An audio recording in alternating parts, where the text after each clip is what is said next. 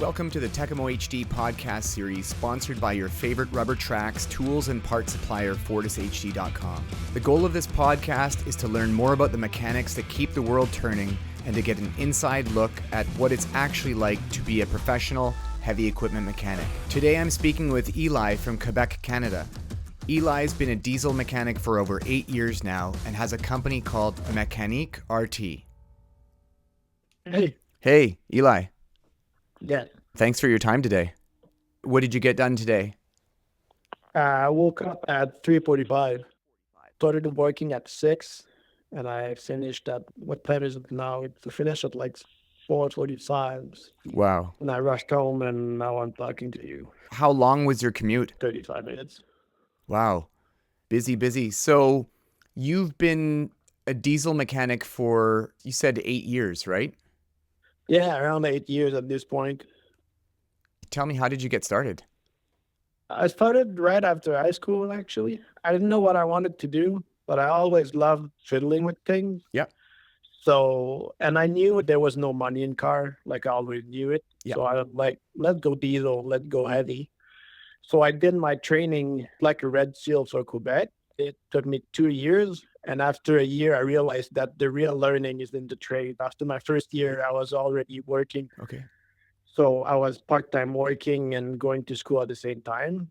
I did that for the 2 years of the class. Then after that, I went to Chino for about 4.5 years, working in heavy trucks, Yeah. mostly trucks. Yeah. And after that, I moved a bit. I went to international. And then I went to CAP. They headhunted me for machinery. Oh, cool. So I started there as the rental division 5 years after I was done with school. I went to work for CAP for about a year and a half. And then I got headhunted again to work for Cummins, Canada, right? Oh, wow. As a generator tech. Okay. So at this point, I had truck, I had heavy machinery, and I was like, well, the only thing I never touched is generators. So I went, did that for 4 years. I liked it, learned a lot. And then the company kind of went down. We lost like major contract with the company. So they pretty much told us that for the next year, we would have nothing to do, but they would still pay us. I'm not that kind of person. So I decided not to stick around. And then I went to Sunbelt Rental as a foreman at this point. I got hired as a foreman, did that for a full year, and now I'm running my own business. What year was it that you decided to move from Cummins, right? Yeah. Approximately what year, just to get the timeline straight? 2022. Okay, wow. Rentals were still doing good, obviously, because rentals seem to... Rental's always good. Yeah, that's right. Especially in a down market where companies are a little bit scared to buy equipment, they tend to rent more. Before I left Sunbelt, it was slow. Like you can see that recession is in progress. Like Oh, yeah. the houses are not getting built. Even contractors are not renting machine. Like big contractors, sometimes they rent like big roller, even though they don't need it, right? They just rent it because they want to keep it for the summer. So if they need it, they have it, right? Yeah. And the last summer they didn't do that. We had a lot of stuff sitting in the yard. Like So- you could see that it's slower than it used to be. So explain where did you grow up? Where do you live now? And what kind of industries are in your area? I grew up in Quebec, Canada, right beside Ottawa. Grew up there. I always lived there. And mostly industry in our area, there's a lot of trucking, a lot of construction. There's no mine. There's nothing like really big. It's all like 18-wheeler or like construction projects, so a lot of shovel, a lot of backhoe, front end loader. Is it industrial construction, or what are the main economic Yeah. drivers there? I would say mostly industrial. Like Ottawa is a big chunk of like Gatineau. I would say like maybe 60% of the population work in Ottawa. Like it's been expanding a lot since I was young. Okay. It took like a lot of places more than it used to. So a lot of construction. How's the real estate And- market in that area? Because as far as I know, Quebec, I know from, I don't know it that well, but I've been to Quebec City, I've been to Montreal. I know, having friends that own property, they're from Vancouver area, they own property in Quebec.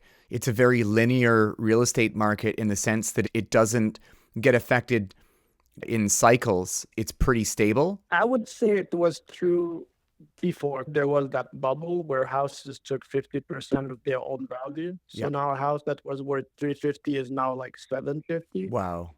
So that Yeah, happened yeah. there too. So yeah, it happened here too. And the problem is now that's why the rental is slow because they don't build, right? They don't build houses because they don't sell. Right now the market is so high that houses stay on market for months at a time. So like we talked right before I left, we had a meeting with like all the big like construction builder. There's like 4 or 5 that build like 90% of all the houses, Yeah. and they haven't built a single house in a full year. Like they're Wow. just finishing project. They're not starting new project. They're not digging ground. They own land everywhere. They're not touching it. Like there's no point. They have most of them have like 600, 700 doors right now, just empty. Wow.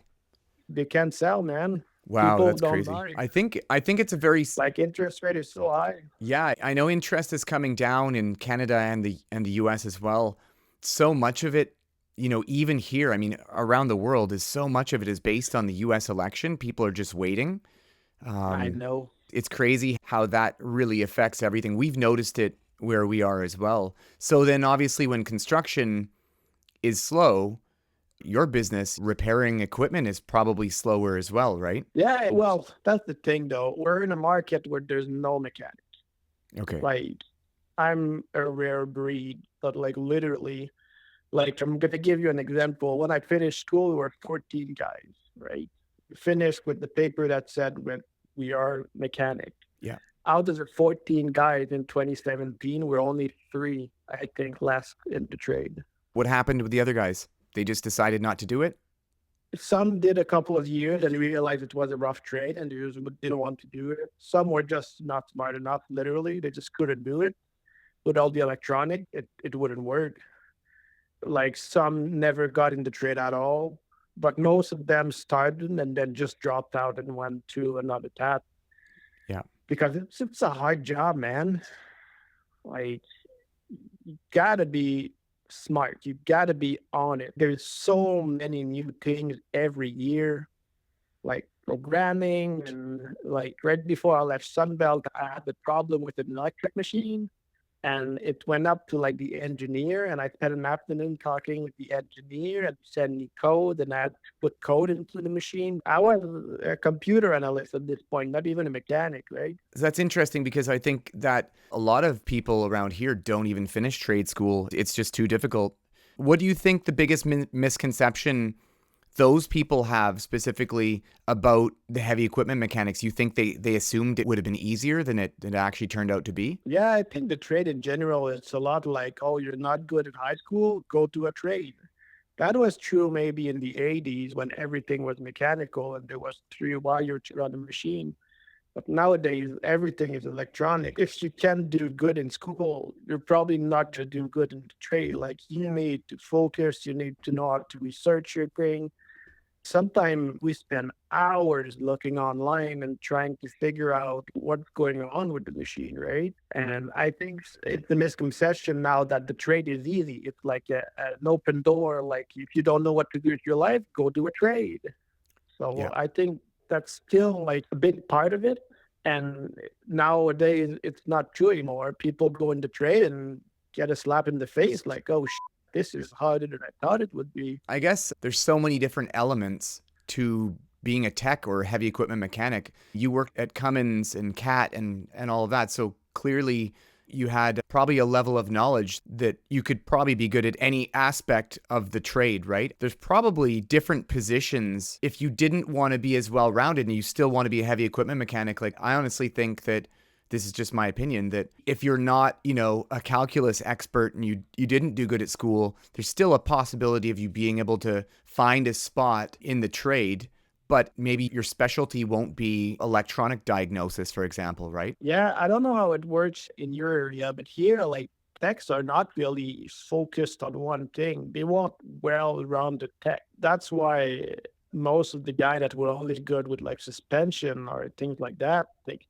Like we don't have a suspension shop here. Like I don't know a single suspension shop. Like Wow. everybody does it, right? Yeah. Yeah. Like it's not focused on one thing. Like we don't have an alignment shop. We have a Peterbilt that does alignment, right? Yeah. We have a Hino that does alignment. So the tech there, out of 10 tech, you have maybe 7 that know how to do alignment, right? So I don't know. Here it's a lot like you need to be well rounded. And I know like my boss are a lot like the guy that were like in a all they did for like 30 years was work on trailer and did brakes. And that's it. That's all they did. Yeah. And nowadays, like that doesn't exist anymore. First of all, because there's no tech. Like you can't just put a guy and do brake all day. You need him to do a lot of different things. Yeah, and I think for And sure having the knowledge of being well-rounded, you just have such a better understanding of how it all works in conjunction with each other, right? the trade is changing too, right? We're more expensive than ever before because we are rare. Yeah. Like, so we ask for good money to do the job we do. So I guess people want us to be well-rounded, so we're worth the money they pay us, right? Because if you pay me, let's say $40 an hour, and all I do is brake, not really efficient, right? Yeah. So who's your biggest competitor then? You know what? I had that question last week, and I work with 2 or 3 other road mechanics that we started around the same time. And man, if I can do a job, I'm just gonna ship it to him. Like, there's no competition. There's not enough. There's not enough mechanic to have competition. I don't know if that makes sense. Yes. Like, Yeah, there's enough work for where's everyone. yeah, it's crazy. There's enough work for everyone, and we could be another like 3 other company running with mechanics, and we wouldn't run out of things to do. Yeah, that's an interesting situation that you're describing. There's higher demand than a supply of qualified mechanics in the area. Yeah, exactly. And a lot of their owner, like I talked with owner operator that let's say one last week needed a rad, right? So we went to a shop. We went to a Peterbilt shop, and they were charging him 6 grand for it. Wow. Like I could do it for half of it. Wow. So for sure he's gonna go with me. So I get overwhelmed with work because now shop know that there's no mechanics, so they boost up their price. They're like $200 an hour Wow. to do something that's not worth $200 an hour. Let's be real. So the small mechanic like me that are only 1 or 2 guys, we get fleets of truck. We get so busy, man. Like it's crazy. So then how do you determine pricing? What's your pricing structure? And if there's not much competition around, in theory, you could charge probably more. Well, the way I decided how to charge my hour is first of all I called around, right? I called the big shop, saw what they were charging. I mean, they have more overhead cost than me. They have a shop, they have 6 or 7 techs, plus the counter person, plus the parts person, right? And then I called the smaller guy, like the road tech, like me, that were running around. And mostly in Ottawa road tech, they're charging between 90 and 120 an hour. Okay. After that, I made my math on how much it cost me to run the business like every single day. And then I decided that I wanted to have 45% of project profit margin per hour. But that's totally personal. You could do your math and decide that you want 75% profit margin per hour, like you decide, right? I'm curious, how is your truck equipped? Maybe describe what type of truck you have. I have an old truck. I have a 2006 F550 with a 6.0. It's a good, reliable truck. It has 168 clicks on it. It's a truck that comes from BC, so never saw salt road. So it's rust free. I have a compressor, welder, generator. It's a service box. It's an older service box, but it works well. I don't have a crane, mainly because I don't really need one for now. It probably come on the next truck, but we'll see. So And then, that's it. Like what's the most common type of jobs you get called out to do? a lot of diagnostic, a lot of cylinder repair. We do a lot of welding around here because nobody does it. So if you know how to use a stick, then man, everybody calls you. Lots of maintenance. We have something in Quebec called a PAT, which is every 3 months. If you have a truck that's more than 75,000 pounds, you need to have a mechanic certified to go through it every 3 months. So if Every you three do months. every 3 months. Yeah, Wow. it's a law. Like you don't have a choice. So, and every year you need to do a full inspection on the truck. Okay. If you decide not to do the PEP, then you need to do the yearly inspection. But if you do the PEP and you have your paperwork, then you don't need to do the yearly inspection, right? Okay.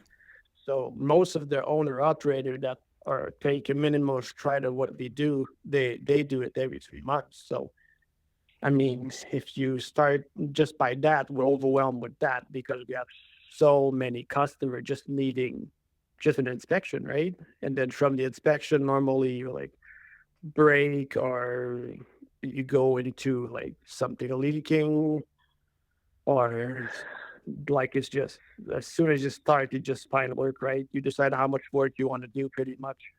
So tell me what ratio of the work that you get called out to do is on highway versus off highway, like excavators and anything else? I would say it's like 30% off highway and the rest is on highway. Okay. I Eh, would like it to be the other way around, okay. but I mean, for now, I'm just gonna stick with where I can make my money, right? You said that when you called around, it was 90 to 120. That's what the competitors were charging for the same work, right? Yeah. Now, I'm assuming that you're calling a lot of the on highway competitors like Peterbilt or companies like that. Is that correct? Yeah. Okay, I so actually, yeah, go for it. did you call the Caterpillar dealer? Did you call the Komatsu dealer? Did you call those guys? Because presumably it would be a lot more expensive.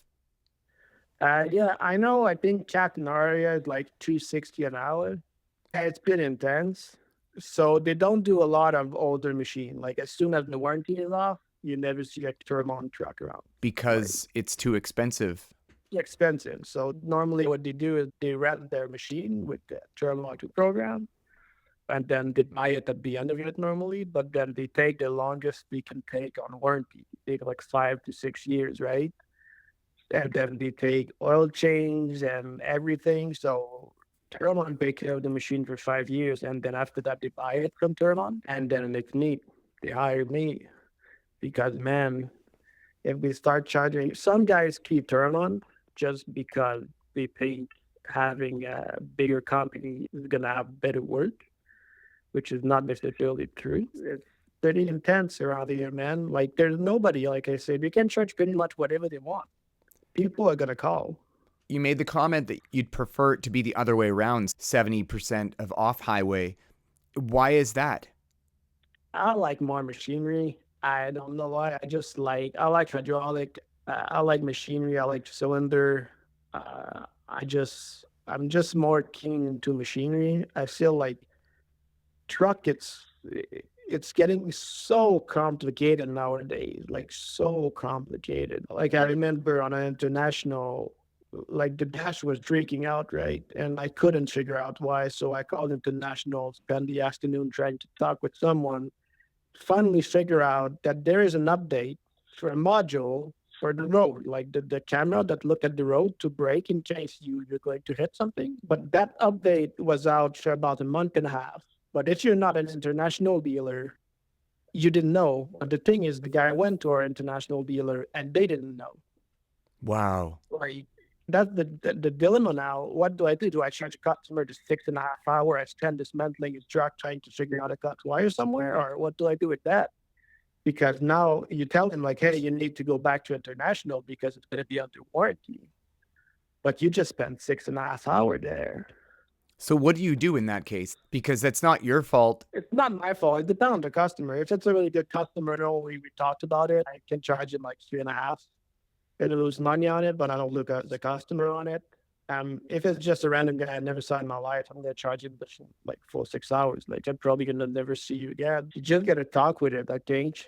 Like everything is talkable and everybody understand too. Like it's not his fault. And normally when you call me, it's because it hit the fan.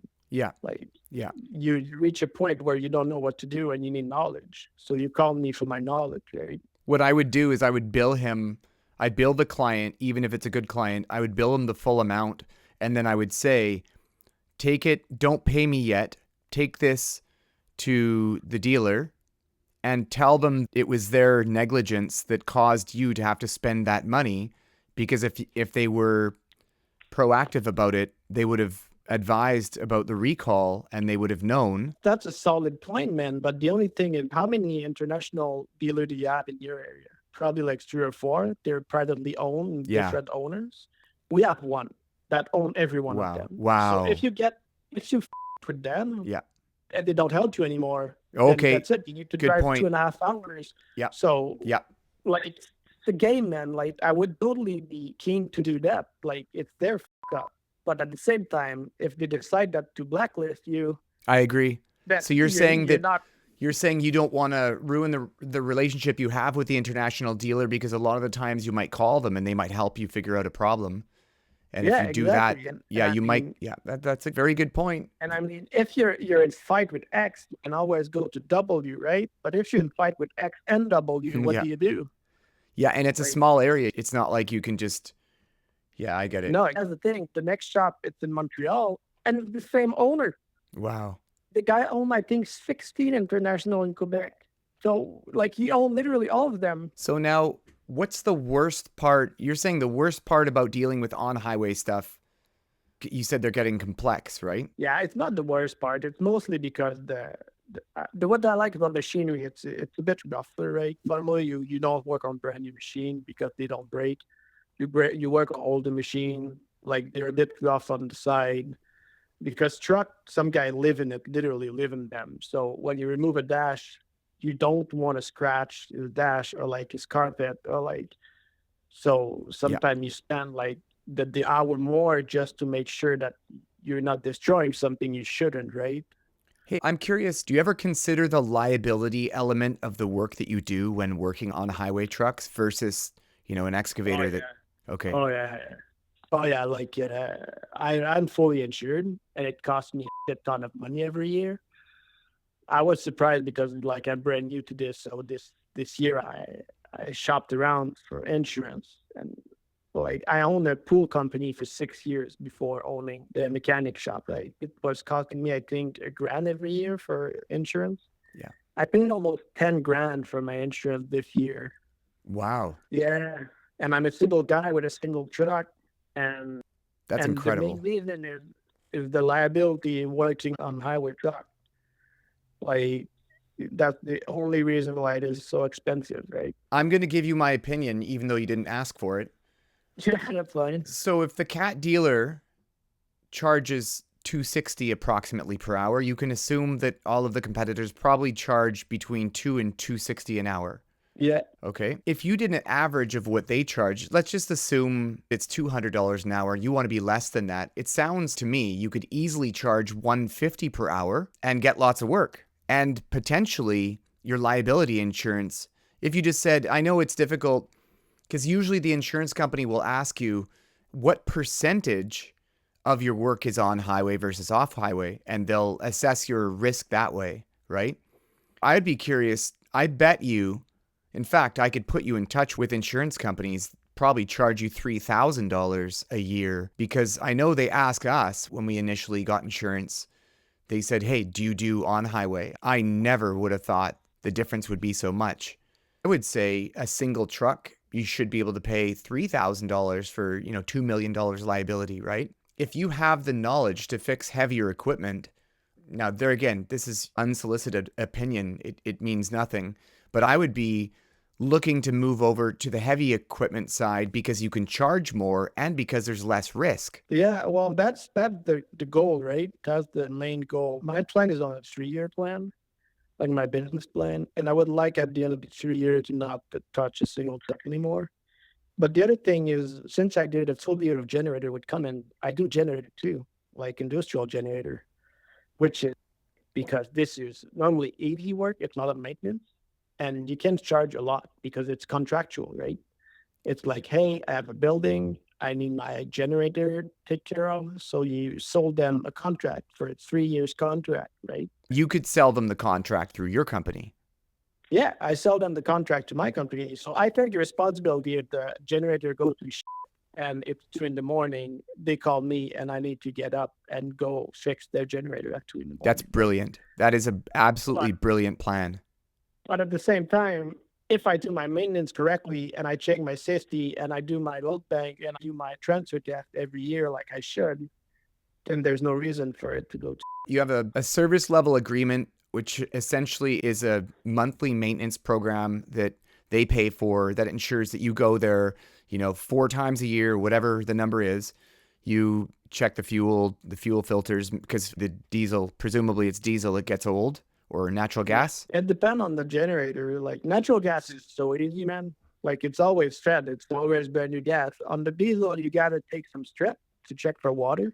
Okay. So you take a strip along a long stick and you drop the strip at the bottom of the water. And if it turned blue, then you know it's full of water. So, but that's the thing. Like if you do your maintenance correctly, when you do your annual once a year, you test it, you see this water, go to see the client, and you're like, hey, just so you know, you have water in your diesel fuel a lot more than you should have, which is going to affect the performance of your generator. Just so you know, this is the paperwork. If you decide not to do it, I am not liable anymore for anything that happened with that generator because I told you you need to fix it and you didn't. So Yeah, you that's can great. remove yourself from these situations, but most of the time, if their life safety, they don't care. They do it. Like they Yeah, of just course. Yeah. and That's a great model. How much do those maintenance programs make up of your annual gross revenue right now? maybe 5% right now, but I'm like right now I'm trying to get a really big contract, like $500,000 contract. Wow. It's in the word. It's with the government of Quebec, so it'll Wow, take a long that's great, time. man. Yeah, so that's the plan. If I can get that, then I could literally stop doing anything else, and I could live on that. If Ah, I get that, then it's amazing, right? your expansion plan, like, do you plan to scale up your business? I would like to run like that for a year or two, and then in 2 years see where it goes, and probably hire another mechanic with a brand new truck or an apprentice that I'm going to train to work the way I would like him to work. The big plan is on a 5 year plan. I have 3 trucks, including mine, running around on 5 years. Truck like actual service truck because I have a friend who does only on highway, Yeah. and he bought like a F-350 with a space cap. I would like to have like Cam's truck that they can do either generator, machinery, or truck. Like whatever we get the call for, we can go and do it. So if you have a digging company, let's say like a dirt company, and you have excavator, shovel, you have truck, we can do it all. Like you don't need to hire 3 different mechanics. You call me and we schedule and we can do everything like in your sleep. That sounds great. Since you've got those other mechanics that are local that you trust, maybe what you could do is you could pass business on to them, that maybe certain things you don't want to do for now, so you could Yeah, focus. Do you ever have the issue of having too much work? You don't know how to prioritize it all? not yet. Okay. I haven't reached that point yet, but I know I'm going to reach it. Like I have one of my good friend who's a diesel tech, and we did our training together. And he started his company around the same time as mine. Well, I started a year before me, and he already is running 3 guys, like 3 full-time employee plus him in a year. Like started a year ago in 2022 and 2023, sorry, and now a year later he has 3 mechanic in a single year. Wow. Like I said, there's nobody that's doing it in our area. So like I could grow it to 5 mechanic in 2 years if I want to. But the thing is, I like to take things slow, one thing at a time. Like get your footing, make everything works perfectly, then move on to the next step, right? Because right now the guy is working like 20 hours a day every day for the past years. A In the lot. potential growth of your business or what you're doing now, what's the biggest thing you fear? A recession, Okay. like if everything goes to then we just run out of work, right? Because if you can dig, then machines are not running, and if they're not running, they're not breaking. And what is breaking, the guy are gonna try to fix it themselves because they don't want to spend the money to get an actual mechanic, right? So then it's gonna go the other way around. We're gonna be too many mechanics for the amount of work we have. And obviously, it's something you're seeing now, the slowdown, right? Yeah, but I mean, I'm still pretty busy. We're all pretty busy, but for sure it's going down. But I mean, the interest rate is going down too. So I think things are gonna come back up Yeah. Yeah. slowly. But the other thing too is there's not a lot of people that are starting company nowadays, right? So in our area, a lot of my work is smaller, like trailing guy, right? Yeah. They own like one Merlot and like one Skyjack, let's say, and that's it. That's their fleet. But if you take like 50 of them, then you can get like 100 machine under your wing, which is pretty good. If you're good, you can get like a big company which has like 100 truck, Yeah. right? You can do with them. Like you can literally only focus on them and you're going to make a really good living out of it. Tell me, what's the most challenging aspect of running your business? Accounting, for example, bookkeeping, answering the phones, dispatching, triage type stuff. It's not even that, man. It's fronting the money, buying stuff for people and not getting paid. Okay, so cash flow then. Yeah, cash Wow. flow. Like it's really like legally in Quebec, they have 30 days to pay. Oh, wow. It's not the end of the world, 30 days, but then some people say that commercial should be 90. So you have the old school mentality where some people are going to pay you at 90 days. So if you front like a transmission at 20 grand on a 90-day basis, it's in on interest depending on it, right? Wow. So And that's interesting. So I know that Quebec has completely different laws than we do. Maybe not completely, but there are differences. So you're saying that if you have a good client, you're having cash flow issues because you've got a bunch of invoices that are unpaid. It's not that you won't get paid, it's just a timing thing. Could you ever go to a client and say, hey, can you pay for the engine or 50% of it up front? Are you allowed to do that by law? oh yeah, you can do whatever you want. There's no actual law. It's just like an unwritten rule, let's say. Okay, I see. It's like an unwritten rule, right? Yeah, Like I 30 understand. days is the basis. If you go into business and you try to make people pay as soon as the job is done, they're just gonna laugh at you and be like, "Who the are you, man?" Yeah. Yeah. I don't know why it's like that. I couldn't tell. I think it's just because everybody's doing it and now everybody's keep doing it. So if I change, everybody's changes and be like, as soon as I'm done, we pay. Then they wouldn't have a choice, right? No, that's very common here as well. What we would do Yeah, here for big engines, $50,000 engines or pumps or final drives, we just ask them to pay a percentage up front. And a lot of the yeah, time, the ones that have a concern about that are usually the ones that are new and that have never worked with you before. yeah, And yeah. New client is always scary. because you don't know if they're a new client looking to scam you or if they're a new Yeah, client that is just skeptical about working with you. I've done business in the last 15 years, I've sold equipment. I mean, not that that was my job, but selling equipment from our fleet. I've sold equipment all over North America, and I've never had a problem once getting paid prior to that machine leaving our yard. And so there's a lot of trust in this industry. And when you meet people that don't have that trust, it's like, I'm not going to send you the money before. Like, how do I know? It's like suspicion always haunts the guilty mind, if that makes sense. oh yeah, Um, I told them. I love working with those trusting people, and I really work extra hard to not let them down, to not overpromise and underdeliver because they paid you up front. I want to make sure they get it on time. We had a story once where someone paid for a machine from Ontario. We sent it it was a 35G John Deere. We actually used a new shipping company, and the shipping company was a fraudulent company. So they promised it would be there within 4 days. And we knew by GPS that it was actually in Alberta, and they lied. They said it was in Ontario, but the truck broke down. So we knew they were lying to us right away, but obviously they didn't know we had a GPS on it. Yeah, Anyways, yeah. that client paid me up front. It was like, I don't know, whatever it was. I felt so bad because I knew I wasn't scamming and I was being scammed, but I was also sure, of where the machine was. So anyways, there's people like that out there. You got to be careful, but you can't be too paranoid that it prevents you from taking on a very good client. Exactly. I have a friend in the industry, and you just call around, right? You call the mechanic. You're like, "Hey, did you work with X?" And most of the time they're like, "Yeah, yeah, we work on this truck, on this fleet, or whatever." And you're like, "Did you pay you? Are you still waiting on money? And how long have you been waiting for the money, right?" Because that's the other thing too. Like, if my friend has been 120 days and he hasn't been paid, and now you're calling me because he won't go, then I'm not gonna go, man. Like, off. Yeah.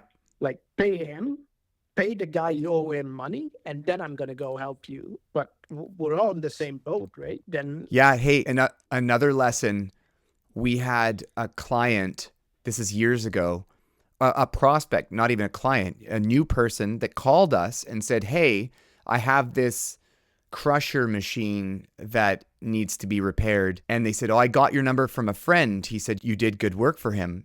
And so right away, my guard was down, because when you get business by referral, that's the best thing, right? Yeah. I made the mistake of not asking him who it was.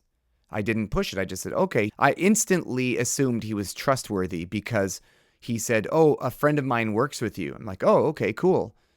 Now, in hindsight, I would have said, who is it? And actually really find out who he knows, because this guy got us to do a bunch of work, owed us thousands of dollars. And the only reason why I treated him differently was because he knew someone that we work with, or he was a good friend of one of our clients.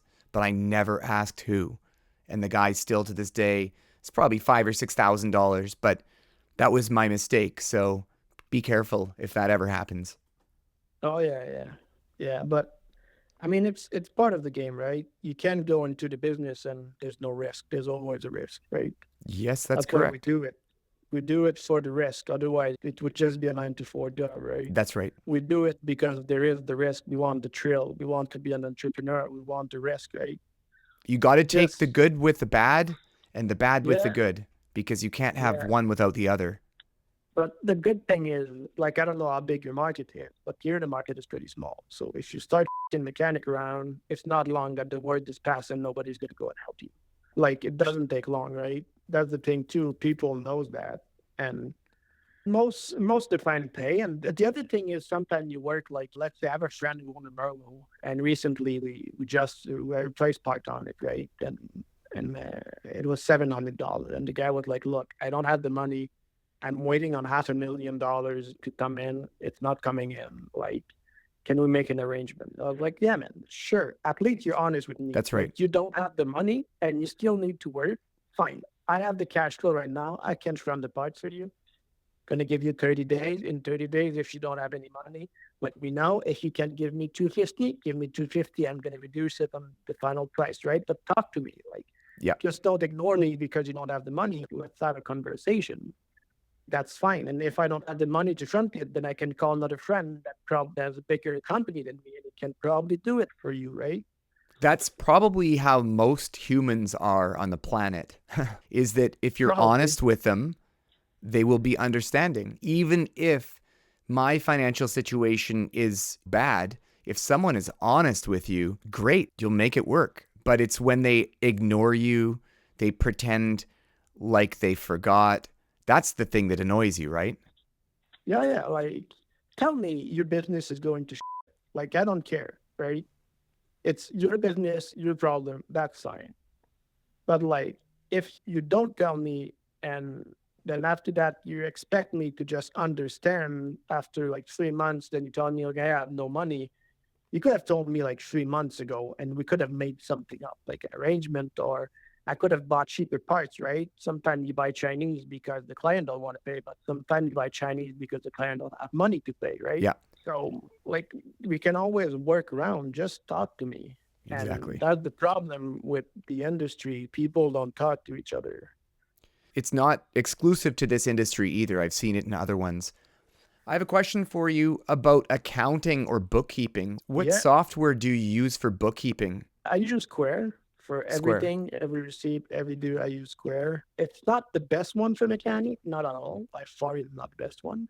But I've been using it for 10 years at this point, and I like it. I'm good with it. I understand it. I'm getting to a point where I need an accountant. Like, I need someone to do it for me. A bookkeeper, for example, right? Yeah, Yeah, bookkeeper, yeah. one accountant, but like, I haven't looked into it, but I'm getting to a point where I'm looking at my office right now and the pilot receipt doesn't make sense. So I'm just ignoring it. There's receipts money that you spend, whether it is for general expenses like keeping your truck running, or if it's actually supplies that get billed back to a job. Let's just separate accounting, the bookkeeping, the regular day-to-day bookkeeping of gathering and organizing receipts and putting them into the software and then invoicing your clients. How much of that aspect of the business do you think you need to spend in your overall time? Like 10% of your time, do you think? Oh, it's more than that. I would say it's like because with Square, that's the good thing is you can make your bill right there. Like I can finish a job, send in the bill like as soon as I'm in my truck, right? Okay. So that part is easy. I just have to have my receipt of what I bought for him plus the shop supply. I make my map, send it to him, and that's done. Now I can keep track on it on how many days. If you look at the bill, like there, everything is on Square. It's really amazing. But the part where I need to input it in their software, like an Excel sheet for me, for my accountant at the end of the year to do my tax, that part I'm not doing and I should, right? That would take me like at least 15% of the entire business doing it. Like I would need to take half a day to a day per 3 weeks to just get back on track, right? Yeah. And do you, other people you know that run their own businesses in this, particular business, that friend that has 3 trucks, do you ever talk to him about that? Does he experience the same thing, or is he big enough that he Oh has a yeah. dedicated person? No, he's even worse than me. Wow. Okay. He's all losing track of shit, and it's funny. Like sometimes you call him, he's just like, "Oh yeah, I've got somewhere." You're like, "Nice man." Wow. I think it's a struggle for every mechanic that studies on business, right? Like we're Probably a really struggle good for with most businesses in general. yeah, bro. It's so hard, and it's the dilemma of like, do I pay someone or do I save that money to reinvest in the business and do it myself? I'm not big enough to the point where I'm losing track of anything. Like I don't do 60 jobs a week. Like it's not crazy, right? How many I do jobs do you do eight, a week? maybe between 8 and 10, And for how many different clients? between 6 and 10, depending on the week. Do you ever think that there's stuff that you miss? For example, if you pick up, Oh yeah, I miss stuff all the time. and that's just lost money for you, right? Well, it's not yes and no because most of the time I forgot to put shop supply. I don't lose because I still make profit on it, so it just goes eating into my profit. Of those clients, how many of them actually provide the parts and you're just doing the install? None of them. So you always provide parts. Yeah, because if I don't provide parts, I don't give you warranty on it. Wow. Okay. That's interesting. Because I don't know where it comes from, right? It could say it's brand new and it comes from your exterior that's been sitting in your yard for 10 years. And now it goes to and you tell me it's my fault. Yeah, no, that makes sense. Do you always buy from the same suppliers, or do you have various Yeah. different suppliers? I have various different suppliers. Getting part is really hard in our neck of the wood. I started using, well, I'm thinking about starting using Tekamo. I don't remember Fortis, like Fortis, for yeah. track. Yeah. Yeah, I'm thinking about buying from them.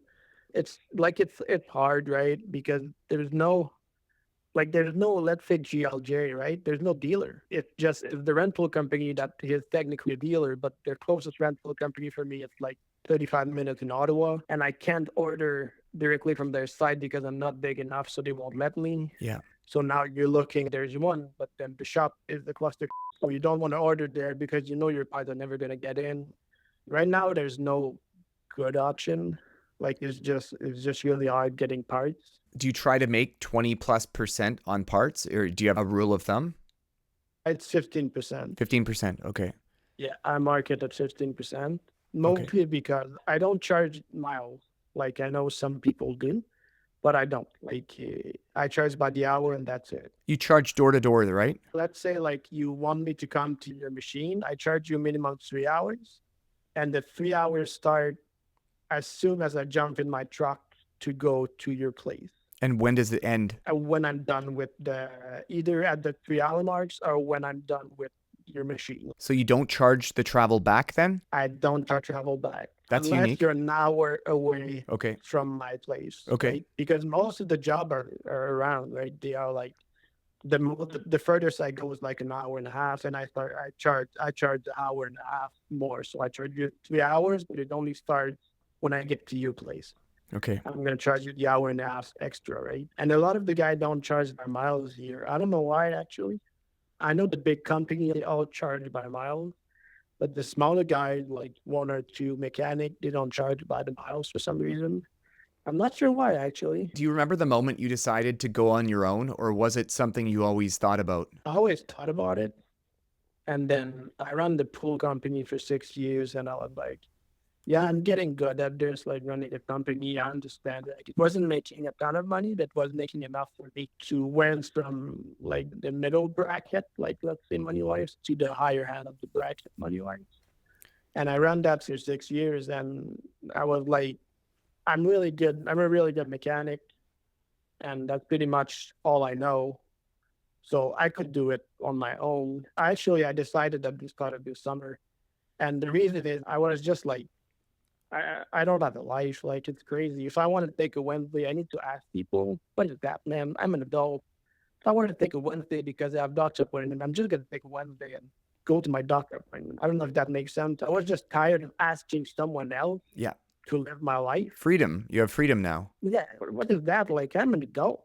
Like I don't need to ask someone technically higher than me to take a day. What is that, man? My favorite one is show me your doctor's note. That's hilarious Yeah, when isn't that funny? Yeah, that's crazy. I couldn't imagine ever having to answer to someone.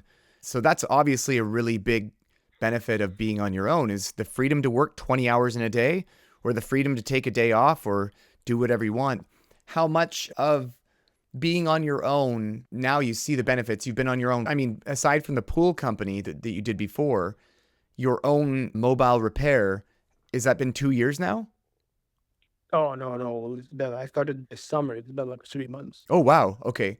So you recently left Sunbelt. I left Sunbelt like a couple of weeks ago. I was doing the mechanic business and the full-time job. Okay. I wasn't thinking a lot. Now, did any of the companies ever make you sign an agreement that, No, no? no, there's no waiver to non-competition or anything like that. Actually, my boss asked me to give him, like, I gave him my number, and he's like, if I ever need you, I'm gonna give you a call for sure. That's brilliant. Yeah, like I left it in really good terms. When I told my boss I'm leaving, he was really sad. He really tried to get me, but I mean, I was decided to not stay. Right, I decided to move on. And like, yeah, I gave him my card, and I was like, if you ever need anything, he's like, for sure. Like, if we ever in the deep problem, or like, we're gonna call you for sure. That's awesome. That's really cool. That's how you know that you left on good terms. Yeah, yeah. I give him a month notice deal. I was like, you have a month to find someone to replace me, and I can train him right before I leave. And that's what I did. I try to always leave on good terms because you never know. Of Like you course. never Yeah, know. that's right. They could become one of your best clients eventually, right? They could become one of my best clients. I have no idea. I'm staying in the same trade as they are, right? Yeah. There's no point of me putting them against me, right? It would just be stupid. So, reasons for going on your own, how would you rate taxes and take home pay? Is that a big reason of being independent? Actually, no. Like it's gonna sound stupid what I'm gonna say, but I'm not doing it for the money. I like the fact that I'm getting more money for sure. Like, let's be real, it's really nice. But I'm really doing it for freedom. That's 90% of the reason why I did it. Wow. Because I wanted the freedom. Like the money is a nice side thing, but I wanted to take a Wednesday when I wanted to take a Wednesday, right? I have a brother, an older brother who's in management. Right? And he has 9 week vacation per year. 9. And for the past 10 years, I had 2 weeks, maybe 3 weeks. And I was like, this is not a life. I don't have a kid yet, but someday I will.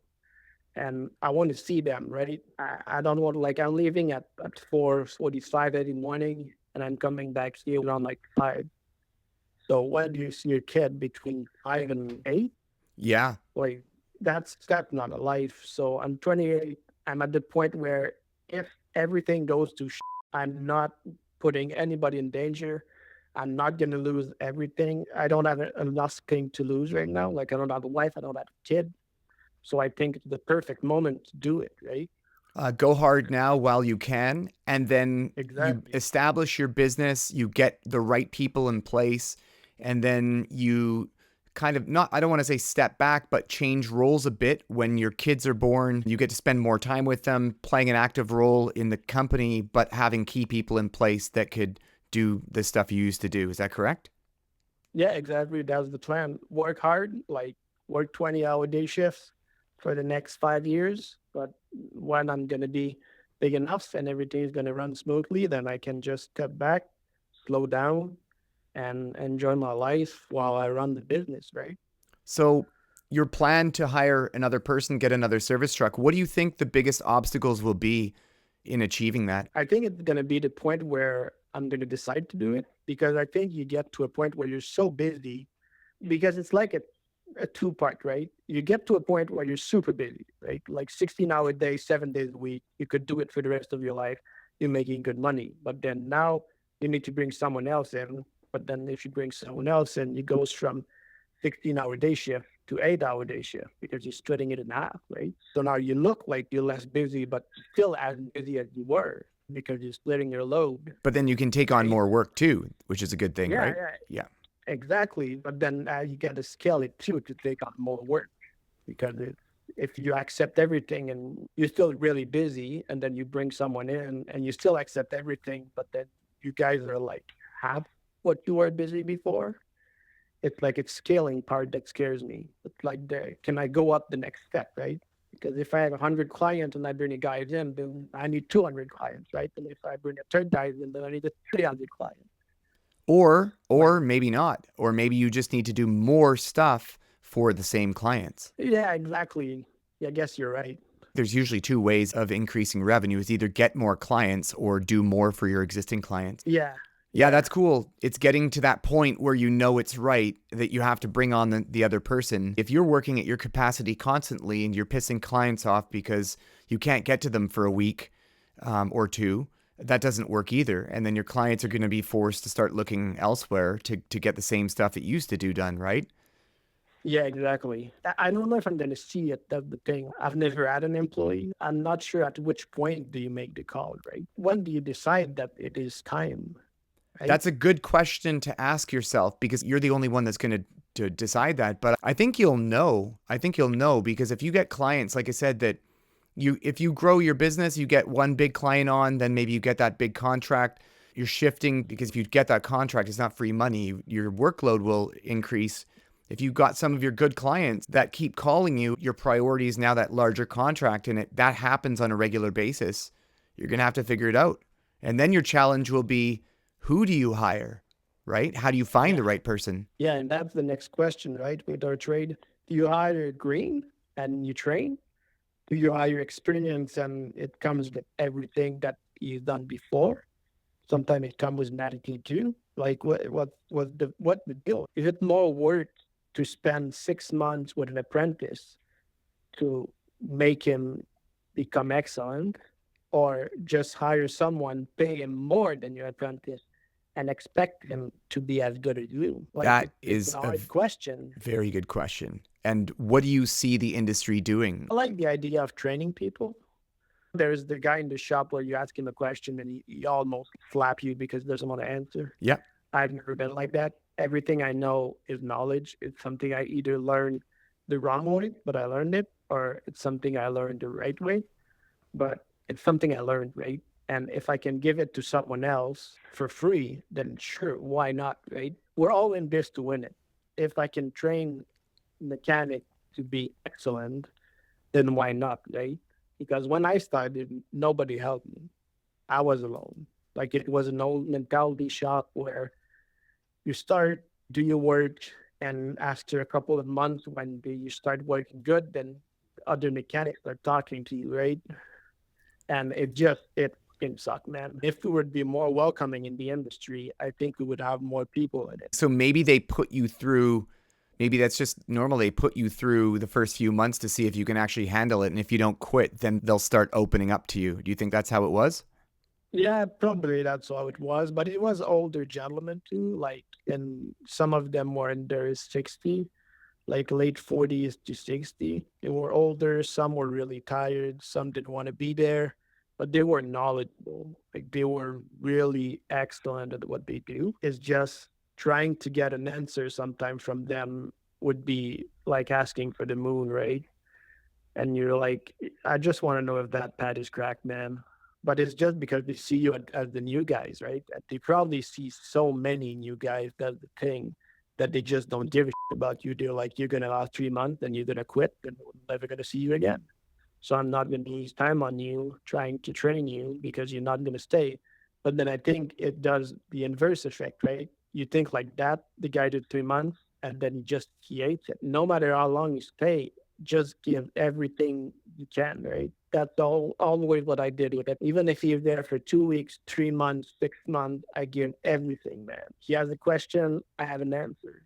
That's amazing. And that's a mindset difference between you and those other guys. Yeah, but I think it's the new mentality. You need to be like that because the trade, like, let's be real, the trade is not going good. Like, we're running out of good mechanic, we're running out of mechanic. Everybody is fighting for them. And I think if we need to change the mentality of the industry, we need to be more welcoming, right? Do you ever see any of them take a liking to any of the new apprentices that came on and mentor them, or were they pretty grumpy in general? Once you get to know them, they're a really nice guy and they're gonna give you everything they know after you prove to them that you can do the job. Wow. But it's the you need to prove to them part that it just sucks, right? You just think everybody hates you and you're doing something wrong all the time, but then you're not. When I came to Battlefield, which is Caterpillar, right? And my foreman that was there, I will always remember him.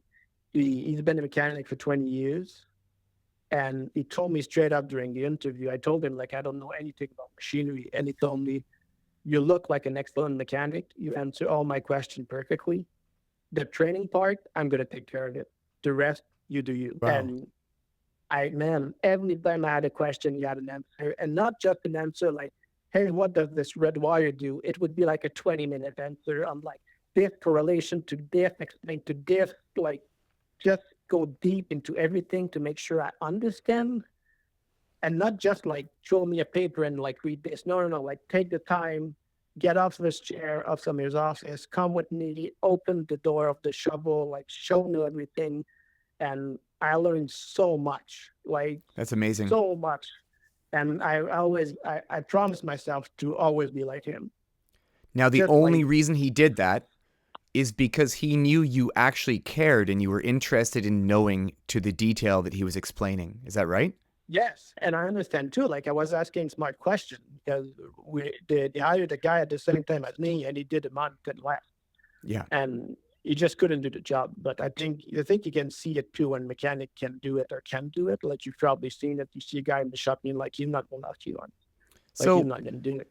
so those older guys you described, some of them, they've been doing it a long time. They're rough around the edges. They've got their own issues. They're not as keen to come out and be so helpful. If you were tasked with like $1 million question, how do you extract knowledge from those guys? Because it's those ones that when they leave, that's exactly what we want to do at Tekamo, is to pass on the knowledge. So if your objective was to pass on the knowledge, how would you incentivize, motivate those guys to get more involved with showing the younger generation? Imagine the younger people that left because it wasn't welcoming, right?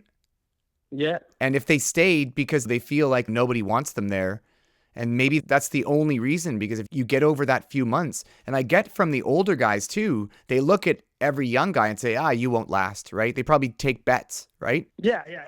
I'm sure there was bet on me. I'm sure. Man, I was 135 pounds wet. Like I look like nothing, right?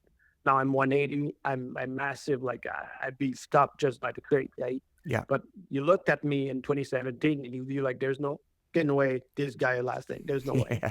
But I wanted it, man. I wanted That's it. awesome. I think that's the thing with our trade. You can't be lazy on it. You need to want it. You need to get in the shop and be like, I'm going to learn every day.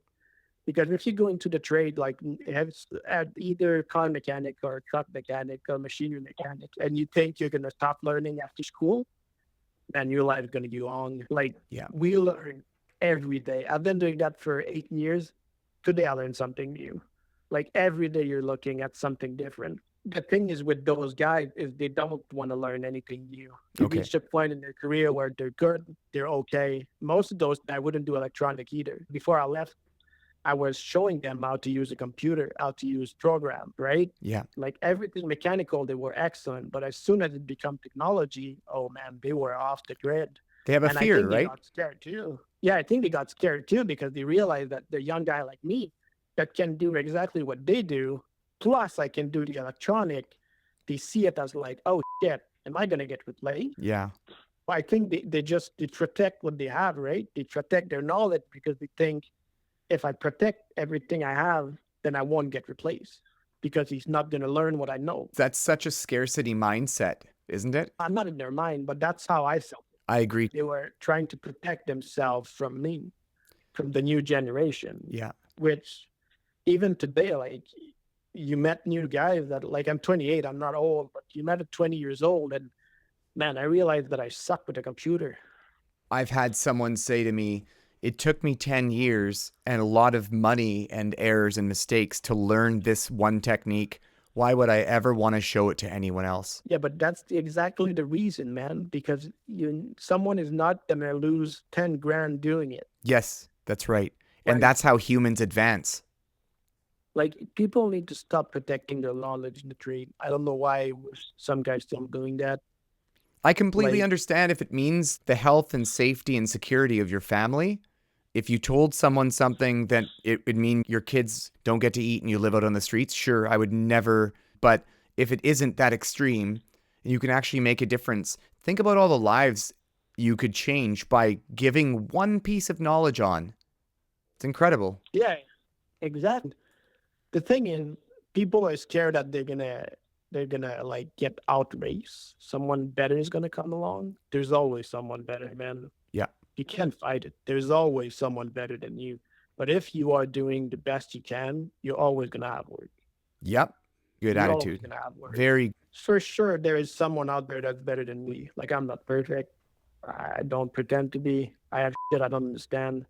Like I need to call other mechanic every day, and it's fine. It's fine. If you that's the trade too. If you don't accept defeat in this trade, your life's gonna be long. You're gonna get your ass kicked every single day, man. And sometimes you need help. That's the only thing you need is help. That's it. Yeah. You So just need to accept it. was there ever a time where you're working on diagnosing something or figuring something out? You spent hours on it and someone else comes up and says, oh, it's this. And they literally, 5 minutes later, they figure it out. It took you 6 hours. Has that ever happened to you? It happened to me that my parts guy figured it out. That's Wow. insulting, man. But Wow. I mean, it's funny. You're like, all right, I'm a dumbass, and now you know. Like you No, learn, but you move on that's, with your life, and man, that's it. and that's why you need good parts guys like Josh at Yeah, Fortis HD, because Josh has been in the business for 16, 17 years. He's seen a lot of stuff. When you deal with just an order taker that doesn't understand that when you order that part, you should also get this and that, you'll save a lot of time dealing with people that actually know what they're doing. So yeah, it's always about learning. yeah. And the thing is, part guys see a lot, right? Because most of the time when you order a part, they're like, "Oh, what happened?" And then you explain to them what happened, and now they know. But then the thing is that happened, let's say 5, 6, 7 times in the year. For you, it's the first time you ever see it, but your part guy, and ordering that parts for the past 2 years for 7 different clients, right? He Yeah. knows. They see more than we do because we focus on one problem at a time. Sometimes they order like 100 parts a day for 100 different problems. Question, your top three must-have tools. Laptop, I have Snap-on torque wrench. Okay. Yeah, Snap-on specifically. I really like mine. And a pick. I And a, use my pick all the time. okay. Have you ever customized a tool? Oh yeah, yeah. I What's have. your favorite custom tool that you made? Well, 2 days ago I cut 3/4 hex because I needed a short one. It was long. It's like $160 tool. I just cut it in half, and I was like, all right, now it's a short. That's awesome. Yeah, I like that one just because it's a snap-on, and I was like, I'm never gonna cut snap-on, and I needed it, and I was like, it. It's today, man. Yeah. What tool do you wish you bought earlier in your career? I'm not gonna say specific tool. I'm just gonna say good quality tool. Like I used Mastercraft when I started, and I was like, you don't need to spend lots of money. And then after that, I started spending money on like Max, Snap-on, and Tecton, and it does make a difference. There's something to it. Like having a tool that does the work it's supposed to do really well. It's really nice. Yeah, that's interesting. I know there's a school of thought that thinks when you're starting out, don't go and invest a bunch of money on expensive tools, which is logical and makes sense. Was there a point where you said, hey, I love this trade, I love what I do, I'm going to start investing in tools that will last me a lifetime. Yeah, after my first year, I told myself if I do 1 year after that, I allow myself to buy Snap-on and expensive tool. And I did my year, and I was like, all right, now I'm gonna start buying. I bought a ratchet. I still have it today. It worked excellent. Like I warranty it 2 years ago. I went in truck. He did it for me. Warranty. It's brand new. I like that ratchet, man. But yeah, the ratchet cost. I could have bought 6 different ratchets for the price of this one, but it's been 7 years and I still had it. What's the Yeah. most rewarding part of your work of being a mechanic? I really like seeing when you get to a site and the customer is panicking. He's like, man, I need that machine. Like I need it yesterday. And you fix it, or you just find the problem and you're like, hey man, it's 2 days. We're getting the part, we're fixing it. And you can see the relief. Yeah. Like you can see like now he can line up the rest of his job and do the rest of his week. And you can see in his face that his business is not going to stop. That's the best part. Right on. Is there anything you're curious about that you'd like to ask any of the mechanics on our channel? If so, what would your question be and who would you ask it to? Yeah, I would like to ask Cam, how did he started? Did he just started one truck? Did he had his own truck? Did he add the cash flow? Did he took a loan? Like, how did he start it? Like, what was his plan? Okay. Did Yeah. he dump like 100 grand in the truck, or he took a loan, or did he bought like a 2006 truck and he started with it, or Yeah. like did the family give him money? Like, how did he start it? Because now he has multiple trucks and like a couple of guys working for him and going well, but you always see it when shit go well, right? You never see the struggle. I want to know the struggle. Yeah, that's interesting. I'm going to ask Cam that. I think, now I'm going to see how well I know Cam. I think that Cam was cautious about going in and putting out a bunch of money because he's probably seen that before where guys spend $300,000 on a service truck before they've proven concept in their own thing. And some guys don't make it. Like, I don't know if you've ever known guys who went on their own and for whatever reason said, oh, I can't do this and go back to being an employee. Do you know anyone like that? I work with 2 guys. They started their business together. They did that for 4 years. One did a burnout. The other one was like, all right, I'm just going to keep going by myself. Did it for years, ran out of money. We lost his house. He just put everything into it. And the other guy quit. He was like, I can't do it. Like, just can't. So what mistakes do you think they made? What was the... They didn't know how to say no. They didn't understand the word no. Like, that's what I had a real talk with the guy one night after the job, right? And the guy said, man, I would work 16-hour day. Then a snowstorm would start. Tractor wouldn't start. I would go and boost them. Like, I would just never say no. Wow. Like, I would work 24, 30-hour day. I would go back to sleep for 4 hours and start again. That's burnout. Yeah. And then he went into burnout. He said physically I couldn't do it, but like I was losing everything. So I had to keep pushing. And he's like, but you're not, like I was making mistake after mistake. Like your head is not there. You just burned out. Like you can do it. And now it's costing me more money to fix it than I was making. At some point, I fell asleep on the road driving. I totaled the truck and I was like, this is it. I'm done. I quit. If you're burning out, I mean, surely there's got to be other things that are causing you to fail because obviously nobody wants to burn out. And for any amount of money, it's not worth it. If you're working that many hours, he may have been making the mistake of not billing on time, not billing properly. Because if you're losing money while saying yes to everything, something's wrong with what you're doing. Yeah, I think he didn't have a good structure. I think the guy was an excellent mechanic. I think he still is an excellent mechanic, like excellent mechanic. But he had personal issue that he would just not take care of. And the personal issue that kind of took over his life. Yeah. And he went down, man. And he wouldn't have been like good for him. I got to give it to him. He went down with the to the end. Yeah. Like he really tried. But I think at some point you just need to know when to pull the plug. Yeah, for sure. Well, it's been a great discussion. Any questions you have for me before we end it? I look at your LinkedIn profile. It's kind of interesting, man. It is interesting. It's pretty old too, I think. Hasn't been updated for a while.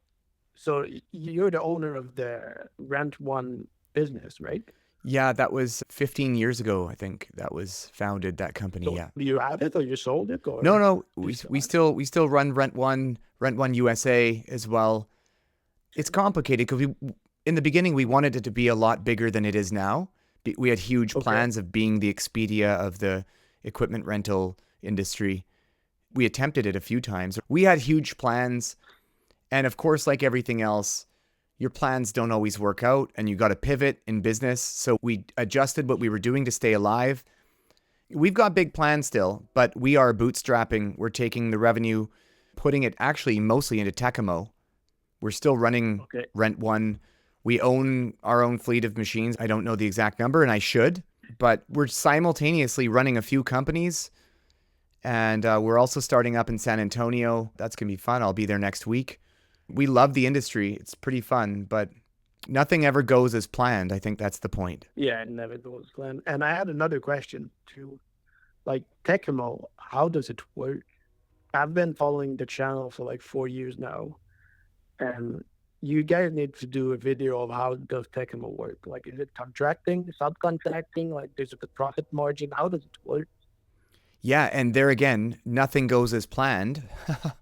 Initially, what we wanted to do a long time ago, even before the channel, I don't know, 7 or 8, 9 years ago, we wanted to gather all the independent heavy equipment mechanics around and we wanted to dispatch them to people that didn't want to work with the dealers because the dealers are expensive and they've got their own business model and way of doing things. So that kind of went to plan. But what we discovered is that we've got a lot of mechanics and maybe we don't have an equal amount of clients. We also have clients. The biggest problem we found was managing dispatch, managing schedules. And then the go between, we didn't have the resources for all the calls that were coming in to manage the jobs and scheduling. And then when one of your mechanics is late, who else goes? And mad customers here. So what we did is we changed the model. Currently, we're still helping mechanics like yourself. When we know what you're about and what your knowledge level is, we have confidence in your skill set. What we'll do is we'll pass clients directly to you. You deal with them, you invoice them, and we hope you buy parts from us, from Fortis. We're hoping to build a system that will connect kind of like the Uber of the heavy equipment mechanic world. Because we've got all these mechanics, we want to make software specifically for them, and we know that's something that doesn't exist right now. There's Shop Monkey, but that's not geared towards heavy equipment mechanics. We've got huge plans, and we're slowly doing it. Right now, the value that we can provide to you is if we have people in your area, we can connect them with you, clients that own equipment. What we do, and I've said this before on the podcast as well, is we usually wait until we've got a group of people in a certain area. For example, the guys that you trust and you pass business on to, people who are technically your competitors, but you don't have that, that scarcity mindset. So you work well with them, you trust them. Once we get a group of guys in an area, we can actually start targeting and marketing in an area and targeting some higher profile clients that you would love to work with, potentially ideal larger fleets and stuff like that. But we normally don't go and target an area until we have a solid group of guys in a given area. Because if we go and promise that we can do this and that for clients, and then they call you and you're like, oh, I'm busy at another client, I'll get there like in 3 days. That's not ideal, right? So at least we can call other mechanics. If you get the first call, you'll be like, look, I can't make it there, but this other guy can. Right now, our biggest challenge is we get contact forms sent in all the time. If people write notes about themselves, that's a much better chance of us getting in touch with you, because a lot of guys will fill out the form but don't tell us any notes. And, even a one-liner, even anything like 2 lines, it doesn't have to be a cover letter. I try and call all of these guys back myself, know who they are and what they know and where they live. And then we build a profile on that person. Now we know within a certain region, we can pass business to them. That's what we plan to do. And I've also been trying to connect apprentices, because I've got apprentices reaching out to us all the time, trying to connect them with people in their area that would be likely to be of value to each other. So that's another thing too. So there's a lot of different ways that Tekamo can help. We want to promote the trade. We want to promote heavy equipment, repair, mining, resources, all of that stuff. Construction, we see that there's a lot of people leaving the industry and no one to come into the industry. We're approaching it in a little bit different of a way. We're playing the long game. It's very expensive to produce videos and to travel and all that stuff. We have an amazing team. Our team have worked with us for years. They're super dedicated. They know we're building something big. We need the support from people buying parts and tools and stuff from us. That helps a lot, but we just got to keep doing what we're doing. I think we're on the right path for sure. So sorry for that long-winded answer. No, that's really exactly what I wanted to know. It totally makes sense. I think you're doing it right. Like I've seen other companies try to do it. I think you're doing it the right way. Like Cool. you're in social media, you're there, your presence is there. You have like now a front face of it. Like Cam is really the face of Tekamo now. I talked to my friend and they know who the Cam is. Yeah. Like everybody know who Cam is. Like it's crazy. I think you're doing it right. You're making it fun. Yeah. You're making it look like it's nice. And Cam is perfect because some days are that you can see it in his face. Yeah, but we don't try and cherry coat that either. I think being authentic No. and being real, like you said in the beginning, you said like this is not for everyone, right? And Oh no, it is not. there's ups and downs, and I mean there's a good aspect of everything. And I know that I think if you do it right, I think you could actually make really good money in this business. Oh yeah, you can. Yeah, I think you're doing it right now. I think the long game is gonna pay out. I think so. We're hoping so, but also for us, it's like I'm not doing it to sell the company out. Anyone who wants to sell their company, great, good on them. That's not our goal. So we're building something big, and we want to make an impact on the industry. We want to inspire people to be in the trade and to change lives in the sense of knowing, you set your mind to anything, you can do it, anything, whatever it is. And so this is just one thing that more people should know about. It's not for everyone, as we all know, right? No, it's a hard trade. Yeah. Like it's a hard trade. I think you're doing it right. Like 4 or 5 years ago when I left truck, I was kind of down and I wanted to quit the industry. And I think it's because I saw your video, and that's kind of funny. But one of the reason I decided to make the move is because of Cam. I was like, "F it, I can do it. I can work for myself as a mechanic." Right on. That's awesome, man. Totally. Yeah, like I was seeing this video and I was like, I can do that, man. I'm able to do that. It gave me the confidence push to actually make the move. That's really good to know. When you hear stuff like that, that's what makes it. Everyone has shitty days. I can tell you this has been a very difficult year for many reasons. And you can't enjoy the good stuff without the bad. You just got to take it and make the best of it, because it's like seasons, the sun will shine again. It might be dark now and gloomy and raining or snowing or whatever, but the sun will shine again. It will be a beautiful day again. And you just got to work through the shitty times because there's light at the end of the tunnel.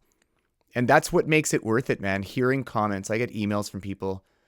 And if not the financial reward at the end, whatever the end is, I'm not looking for the end anyway. I'm enjoying the process. I love what I do. I know the people I work with. I love them like family. And I know they enjoy, and it's not always easy. It's definitely not easy, but those guys gruel it out. And one day they'll be financially good, for sure, better than they are now. But enjoying the process, I think that's cool. But when you get comments like from you and from other guys that reach out, like that's what makes it all worth it. It's like takes a shitty day and makes it good, because if you can impact people's lives, that's pretty awesome. There's no way to do it. To say it, you're doing it right.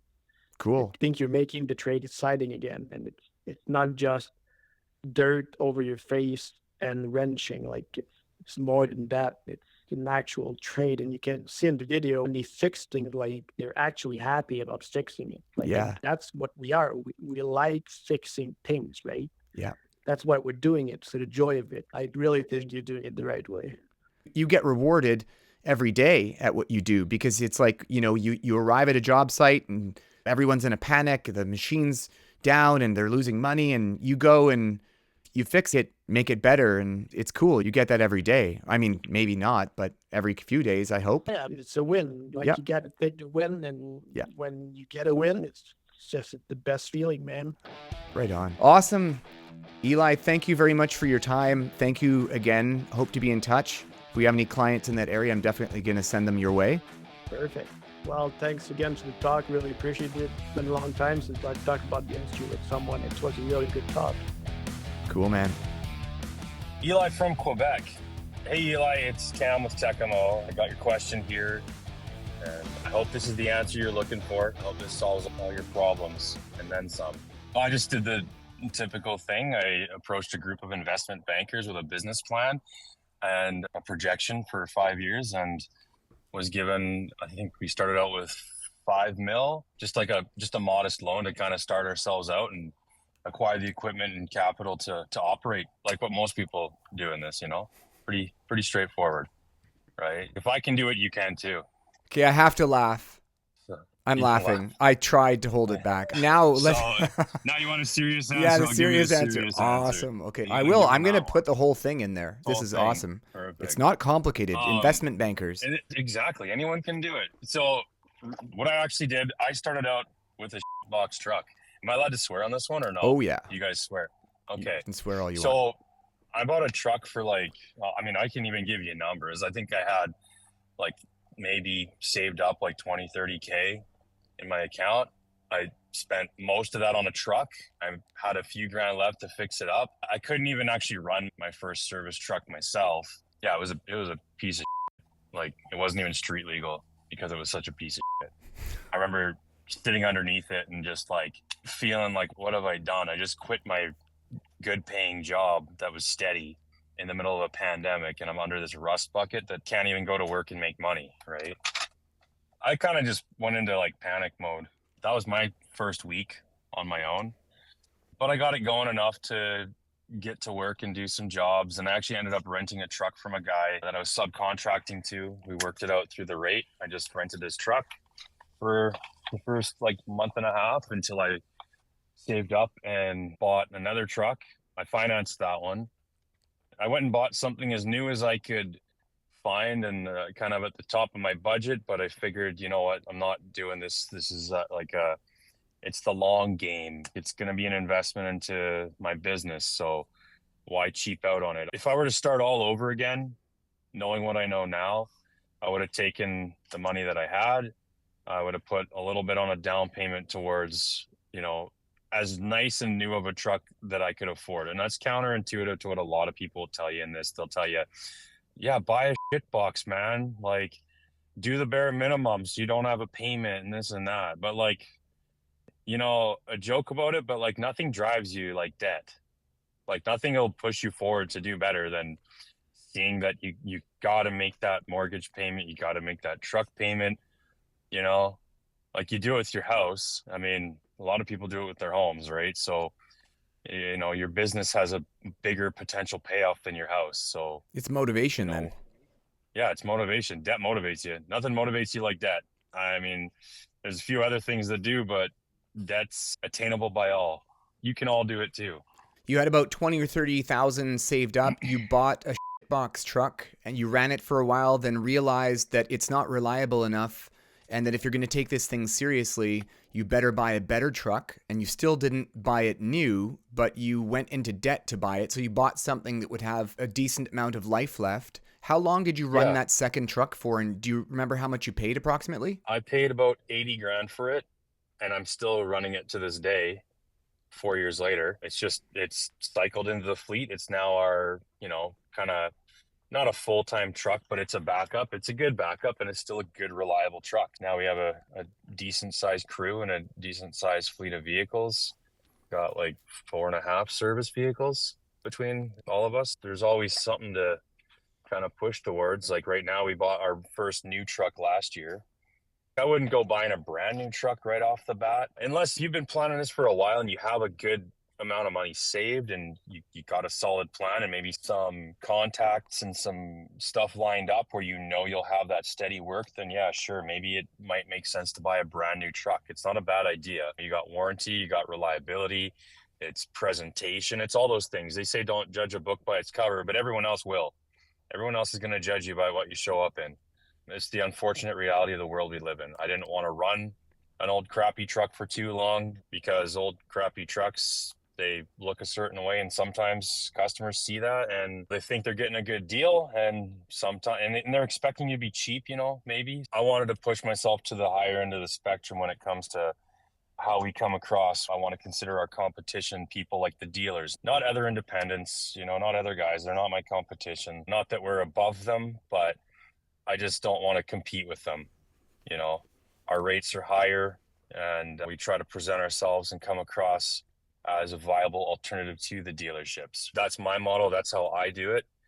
So, having nicer equipment, clean trucks, proper tooling, that's how we're able to do that.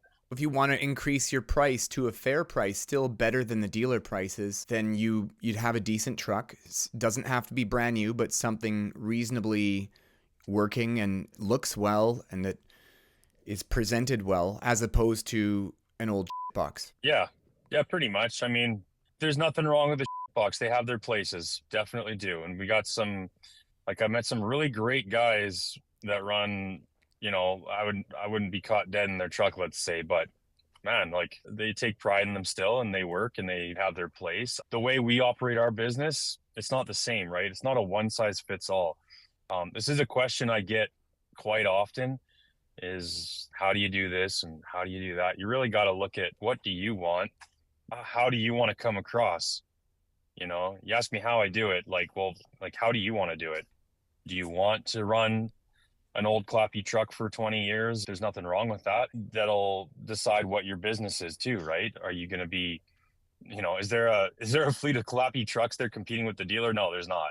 And I don't know if that's a viable option or not. It comes down to confidence too, because out of the three options, your first option is buying a truck that probably won't last long for as cheap as you can to get you started. That's actually very logical. The second option is to buy a truck that will last good. It will look good. It will do the job for sure, and it will get you a few years at least out of the gate. And then the third option is to buy a brand new truck and probably overspend in almost every case and go into debt. And so option 2, you would have chose that from the beginning. A question about your first truck. Do you still have it? No, actually, I did sell it. I actually made money on it. No, I didn't. I think I just barely broke even on that one. Yeah. Which I kicked myself to, because when I sold it, I almost immediately needed to have another truck. But I sold it, and I wasn't even really thinking about what I needed and how I should be growing my company. I was focused on cash flow and getting money back. And what little I got for that truck, well, then the whole service truck craze happened, a few months later. Guys were selling trucks for double. So I probably could have sold for more if I would have waited, but you can't predict those things. And honestly, when I was looking for a truck, I thought, man, I should have kept it, because now I'm paying more to get a truck that I need, a second truck. Yeah. How confident were you in the beginning? It's like you had a pretty good base of knowledge. You had a good experience, dealership experience. How confident were you that running your own business would actually do well, and you could justify buying that option 2, that the better truck, go into a bit of debt, not brand new, but a good truck? How confident were you? And was it lack of confidence that caused you not to do that out of the gate? Yeah, I think I was just going based on the advice that a lot of other unsuccessful people gave me, was that you shouldn't go into debt, and you shouldn't do this, and you shouldn't do that. Make sure you don't have a payment, because if it fails, then what are you going to do? And that's why would you plan for failure right off the bat? It's like getting married, and I mean, this is just my 2 cents on it. You can agree, but getting married and doing a whole big prenup and stuff before that. Plan that your marriage will fail before it even fails. Yeah, you know what I mean? It's almost setting yourself up. Yeah, setting yourself up for failure by planning it. And obviously you want to think about that, but yeah, that makes sense. I agree with you completely. Yeah, it's a confidence thing when you go into it. I started out thinking okay, well, just in case I fail, now I'm not too far into it. But you know what? If you're really dead set on it, you go into it and you got to win. You got to know you're going to win. If you buy the right thing, then if it doesn't work out, you go back and get a job at a construction company, at a dealership, and you take what's left of your truck, you owe money on it, sell it, and at least if you get the money back that you owe on it, then at least you're not Yeah. out. It's not like the money disappears, right?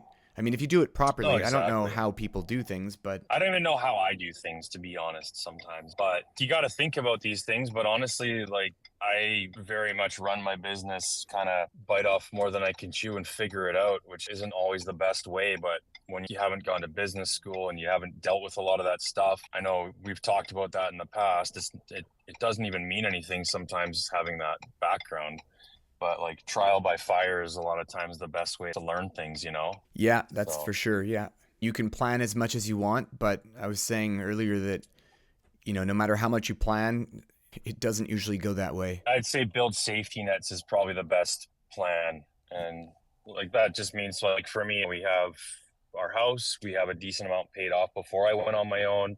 I'm not trying to buy a house with being self-employed. So that's safety net number one, right? I have equity that I can lean on if I absolutely need to, safety net number two. And, you go on and on, you build safety nets for yourself when you start your business. And when you can build another one, you build it. And it just cushions you that much more. And it allows you to take on risks that you might not have otherwise taken that risk, because you're like, oh, well, I need that cash flow for this. But, well, hey, I got a safety net. So maybe this risk is worth the reward, right? Last question for you. You have a son. How old is your son? He's like 4, 5? 5. Yeah, he's turning 5 in a couple of weeks. And you have another one in the oven. Yeah. Cool. Yeah, another one. How would you do things differently if you didn't have a wife and family? Would you go harder because you have more time and your life would presumably be less balanced? Or would you maybe not have the drive of being as successful as you are because your family, a lot of the time, is what motivates you to do awesome, right? That's a tough one. I don't know.